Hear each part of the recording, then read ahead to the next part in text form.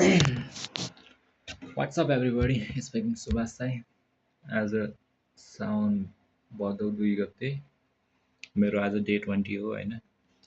आज मैले बिहान उठेदेखि सुत्ने बेलासम्म के कामहरू गरेँ त त्यसको बारेमा सरर एक्सप्लेन गर्न गइरहेको छु।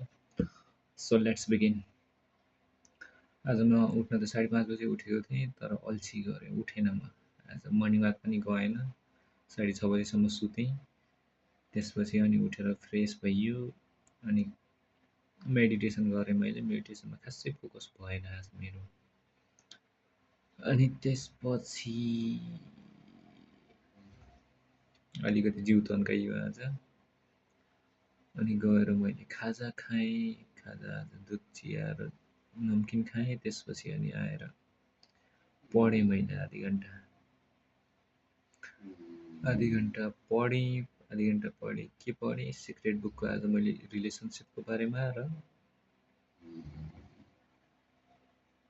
अनि आफ्नो बारेमा जान्नको लागि, आफ्नो बारेमा गर्नको लागि भन्ने त्यो टपिक त्यस्तै थियो कि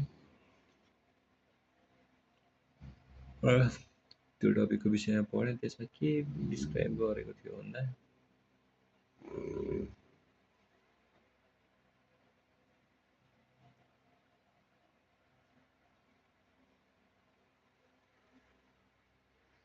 समथिङ त्यस्तै के डिस्क्राइब गरेको थियो, अलि दिमागमा आइरहेको छैन मेरो होइन। ट्याक्कै समरी लेभलमा पुग्न लागेको थियो, मसँग टाइम थिएन त। अनि म नुहाउनु पर्ने थियो, मलाई एकदम टाउको चिलाइरहेको थियो।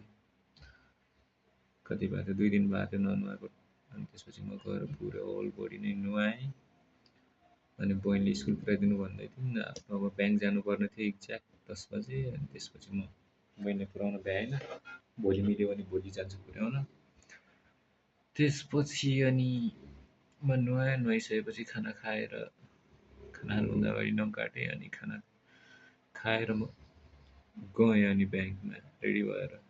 कुमारी ब्याङ्कमा गएको, त्यहाँ सानो ब्याङ्कको, त्यहाँ चाहिँ त्यो काम नहुने रहेछ। त्यसपछि फेरि पठाओ बोलाएर बागबजारको कुमारी ब्याङ्कमा गइयो, बागबजारको ब्रान्चमा। आजभोलि एङ्गोभन्दा पठाओ सस्तो भइसक्यो, एङ्गोले यति महँगो गर्छ नि। अनि त्यसपछि त्यहाँ गएँ। त्यहाँ गएर अनि ट्युसन फी बनाउँछ सरी IHS, immigration health service charge pay गरेँ। अनि पे गरेर भिजा पे गर्ने कि भनेर सोधेको, नाइ अहिले होइन भनेर भनिदिएँ म्यामले। त्यसपछि फेरि अनि त्यसपछि अनि कन्सल्टेन्सी जान लागेको थिएँ, त्यहाँ आउनु त्यो ल्याएर भनेर सुन्दारा पुगेको।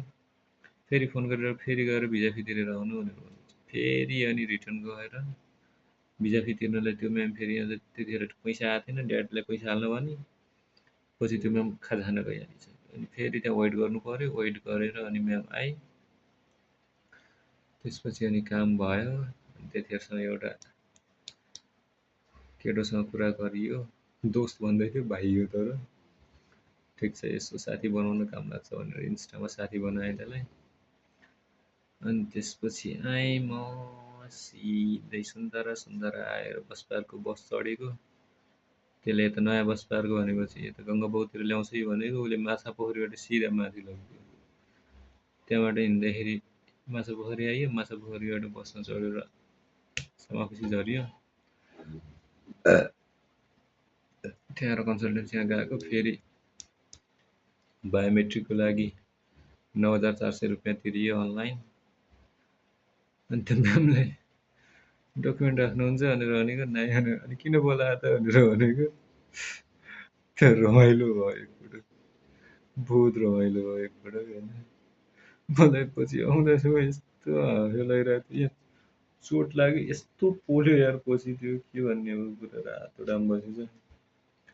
त्यसपछि आएँ म। अनि त्यसपछि यहाँ आएर ब्याम्बो कटेजमा अन्डा चाउमिन खाइयो। नुन लागे आउँदैन तर मजै आउँछ। अनि त्यसपछि आएर मोबाइल हेरियो। जुत्ता धुने मेरो प्लान थियो आज, त्यो भएन।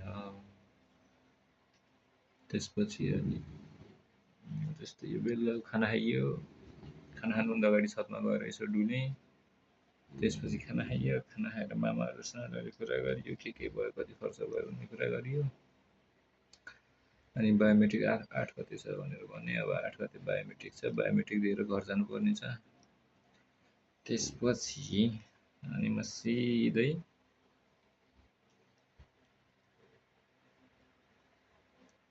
खाना खाएर बसियो, यसो मम्मीसँग कुरा गरियो। भिनाजुको खुट्टो फ्र्याक्चर भएको छ अरे घुँडा, यसो भोलितिर भेट्न जानुपर्ने छ। अनि अरू के छ त,